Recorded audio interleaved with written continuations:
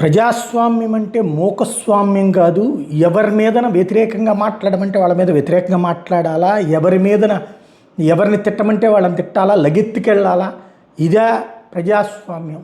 చాలా ఆవేదన భరితమైనటువంటి ఎడిటోరియల్ కాలం రాసుకొచ్చారు రాధాకృష్ణ గారు.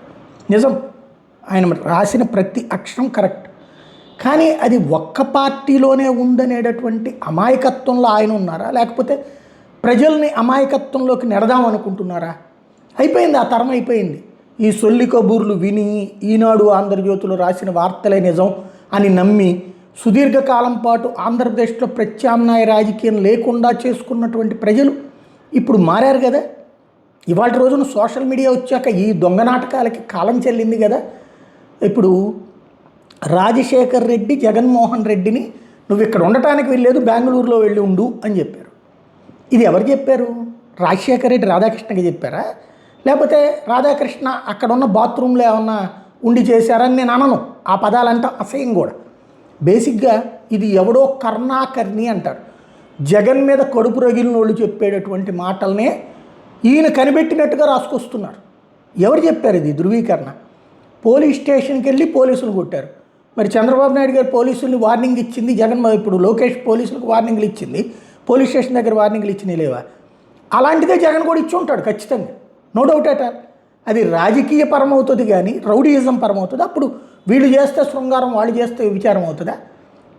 ఇంకొక పాయింట్ నేనే చెప్పాల్సి ఉంటుందేమో, ఇంకొక దారుణమైనటువంటి విషయం. కొన్నాళ్ళు పోయాక ఎవడప్పన్నాడు మనం రాసే కథలు, మనం చెప్పే మాటలు ఎంత గోబెల్స్ ప్రచారం చేస్తాం అంటే ఇక అది నిజమేనేమో అని నమ్మేటటువంటి విధంగా పాత రోజుల్లో సాగింది. ఇప్పుడు జగన్ అభిమానులు నువ్వు ఇంత విషం చింపేసి ఇంత దారుణంగా రాజశేఖర రెడ్డిని ఇంత దారుణంగా, ఇవాళ రాజశేఖర రెడ్డి గొప్పోడయ్యాడు, జగన్ చెడ్డోడయ్యాడు. ఇదివరకు రాజశేఖర రెడ్డి వెళ్ళను కదా. అప్పుడు ఇంత ప్రచారం చేసినా కూడా వాళ్ళ అదృష్టమో లేకపోతే ఈయన దురదృష్టమో కానీ వాళ్ళు ఎదగడం, రాజశేఖర రెడ్డి సీఎం కావడం, 2 సార్లు గెలవడం, ఇవాళ జగన్మోహన్ రెడ్డి సీఎం కావడం, మళ్ళీ గెలిచేటటువంటి అవకాశం ఉందా లేదా అన్నది పక్కన పెడితే ఇవాళకి 40% ఓటింగ్ ఉన్నట్టు.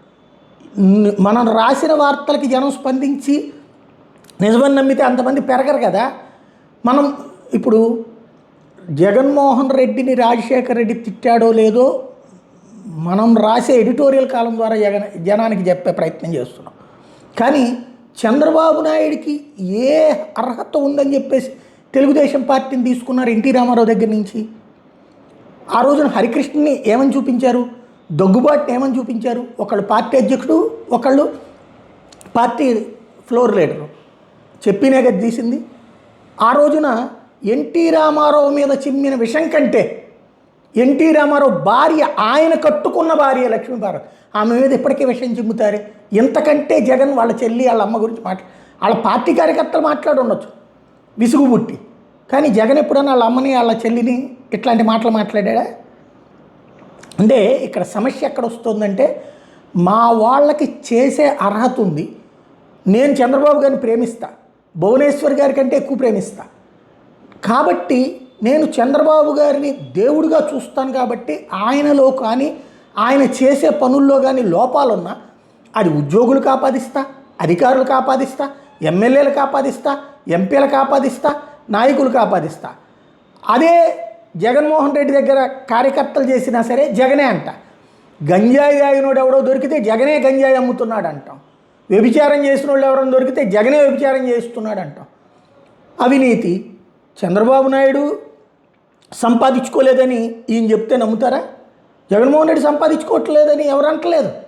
జగన్మోహన్ రెడ్డి సంపాదించుకున్నాడు, చంద్రబాబు నాయుడు జగన్ మాత్రం అవినీతి పరుడు అని చెప్పినప్పుడే అక్కడ విలువ పోతుంది. అది మర్చిపోతున్నారు. కాకపోతే రాధాకృష్ణ గారికి ఆయన పట్టిన కుందేటికి 3 కాళ్ళు, అవసరమైతే కాలు చేస్తాడు. అదే ఆయన స్పెషాలిటీ.